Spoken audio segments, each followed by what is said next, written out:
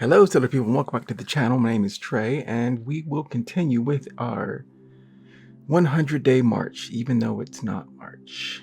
But the journey continues. But we try to take a 24-page comic and make it in 100 days. So let's take a look at the schedule.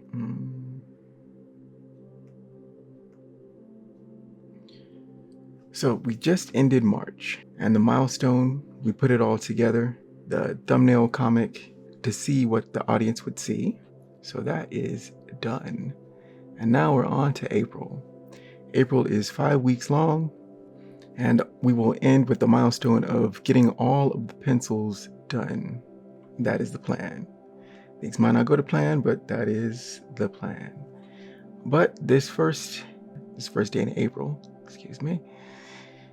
we will solidify what we did before with pencils. By taking a look ahead at May, May will be the inking month, and the milestone will be the inks, while in June is the end game, where we put it all together.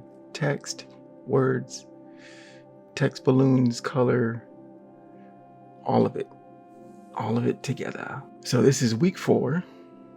And today we'll be going over pencils, how I do pencils in the program of Clip Studio Paint, but Photoshop is also an option, or actually any program that you feel comfortable with. Or you could even do it just pencil, paper, and ink. That's all you really need. And we'll also go through some paper thoughts on comic book size paper and what it all means, the indicators on the page. So let's take a look at that. So now let's break down a comic book page. This is a Strathmore, but there are other types, but usually it's 11 by 17. And then in the final product will be shrunken down in traditional comics. So we draw bigger than we need, and then we shrink things down because they look better, tighter, crisper when it is done like that. And that is how it's been done traditionally. And so let's take away all this, the indicators. So this is a Strathmore, 11 by 17. And you'll notice all of these blue marks. Let's get close up. So you'll notice the blue lines. And this is non-photo blue, so you can get rid of these lines in the final product. But there are indicators, right? All bleed art must extend to solid line. Prints at 67%. Right, so this is 11 by 17, and it'll be shrunken down to make it comic book size that you would normally see in a comic shop, bookstores, and all of that. But there's a bleed line, trim lines, and live lines, or live area, trim area, bleed area. So let's take a look at that. The top here, this is page info. Page info is your name, the date, what is the book, what is the chapter, what is the page, that type of thing goes up top so that you can keep your work in order and organized. Because I have dropped a pile of papers and then gone, oh no. So if you use this info up top, it'll make your life easier, just in case things get dropped or misplaced and all of that. So that's page info. Then there's the bleed. And the bleed is where, right, you try to keep everything within this, unless you want everything to go past the bleed, right? But usually we keep everything within this bleed. This is just a safety mark. Keep everything within here. Unless you have a full page spread or a splash page, which goes to the very edges or even beyond the page edges. But those are special cases. So then the trim line, which is in yellow. So the trim is where historically the printer that would get a comic page, right, they would cut it It is then in comic format. So this is another safety parameter, right? You don't want anything that pertinent information should stay within here. You can draw past here, sure, but know that, traditionally it would have been cut at this yellow dotted line.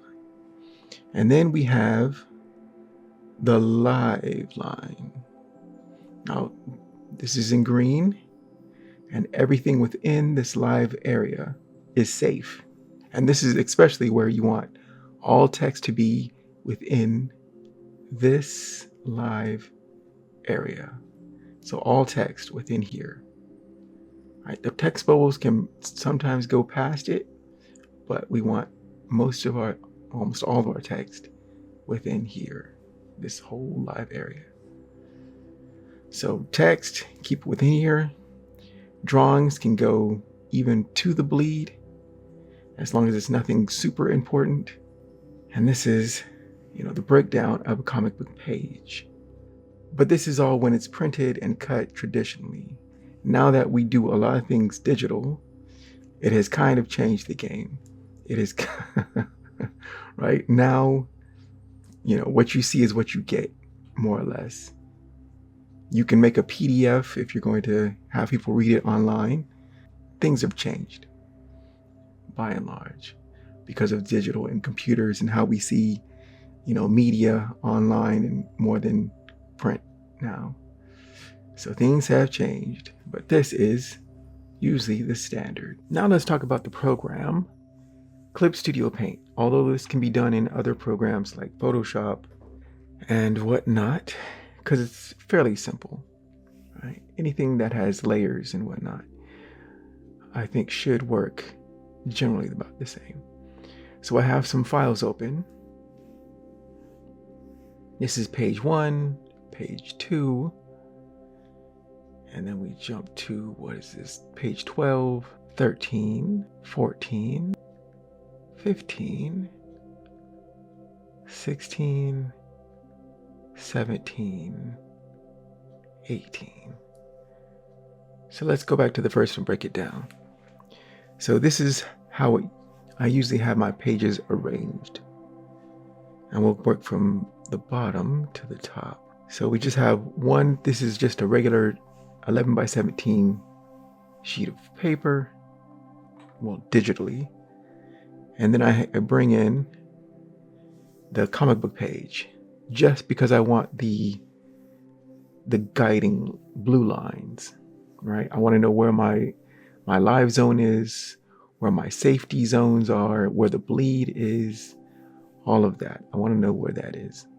So I have that on a layer down near the bottom.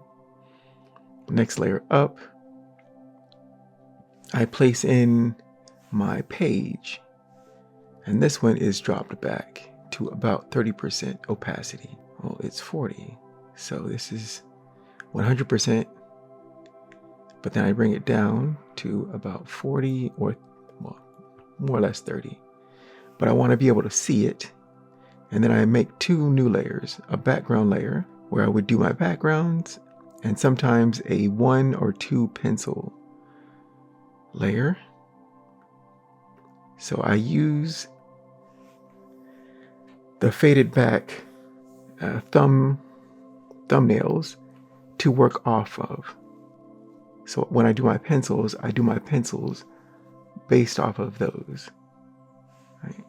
And so I'm fleshing it out, trying to add everything in it that I think needs to be in there. But also I have a text layer where I type in my text, all the text on this page, so that it's better to see. I haven't arranged it to where it's in the live area where you should have all your type within, but I just wanted it typed out and then somewhere on the page so I can get an idea of where the bubbles will be and the tails going to the direction of the character speaking.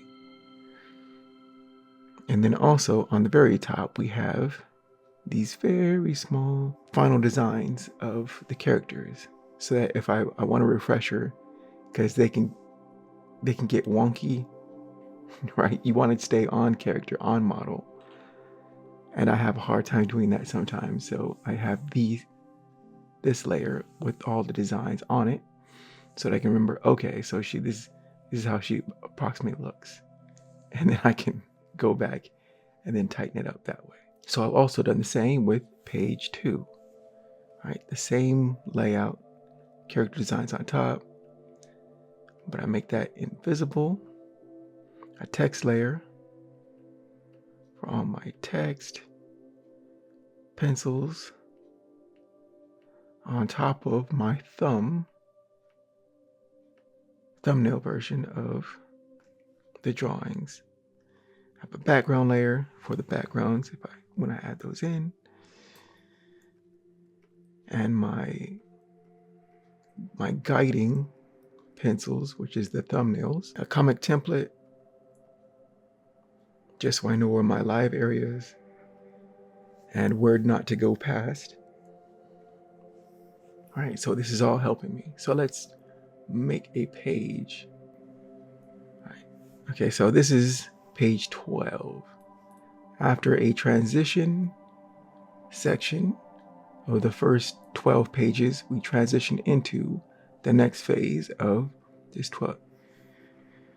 second 12 pages to end the book.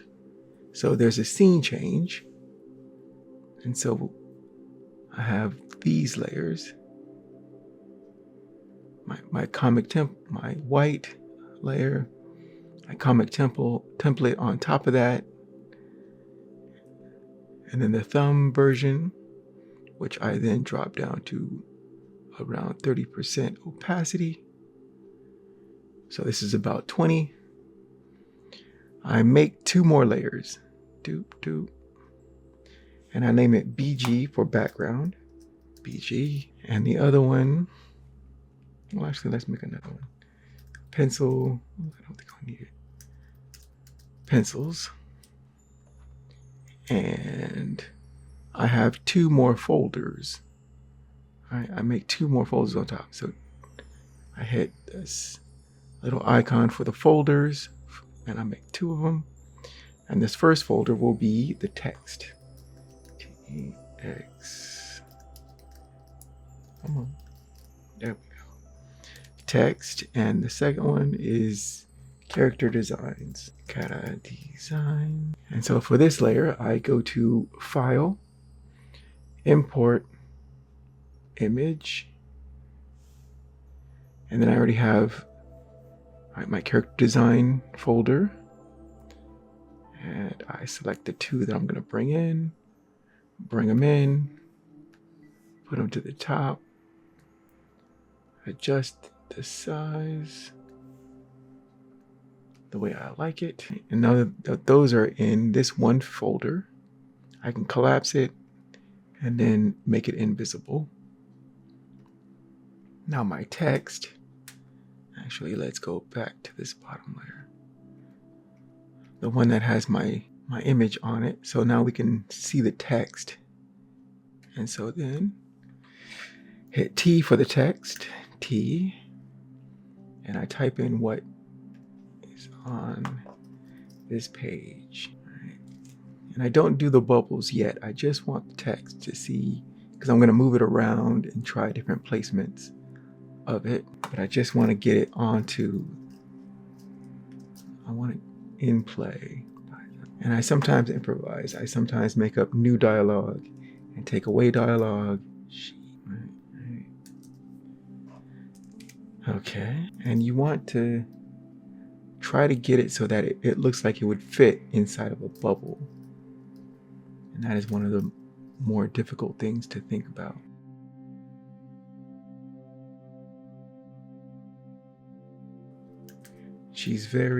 She does not use proper English, proper grammar, and all of that. She kind of makes up stuff as she wants. And I do this for the whole page. Right? See, this is perfect for a speech bubble. We got one, and then it's wider in the middle. Right? So a bubble it's the perfect shape for that. So you always want to think about how it's going to look. And it works best if the middle section is wider. How should I do this? Because now it's slightly off. How about I look the same? I look the same. Yeah.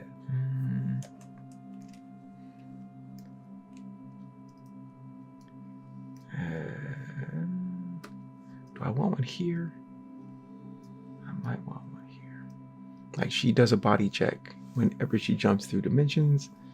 Like, does she have her tail? Does she have her stripes? So let's write that.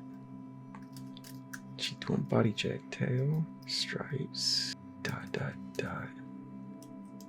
And then we'll do some dot, dot, dots before this. So it's like a continuation of her thought. And then she's satisfied. So, yep, all good. And then she has to go into her little taunt. And this is another example. If I can spell. All right, this is a nice shape for a bubble. So the middle one is wider or longer than the top and bottom. You can't stop me, right? So now let's leave it there, and we'll get back to that next week. So let's take a look at the schedule as we wrap week 4. So week 4, we did pencils. Well, we went over my penciling method, Clip Studio Paint, which is the program I'm using, although any program will pretty much get you to the same place. Well, we went over some pencils. We went over the anatomy of a comic book page. And next week, week 5, we'll go into more type pencils, where I think I'll take you, well, we'll do like every week certain pages, and we'll keep refining that, and I'll show you how I week to week refine a page. So thank you for joining me. I have been Trey Hodges. You can find my work at treyhodges.com. Take care, keep shining. Power to all the creators, and I will see you in week 5. Bye-bye.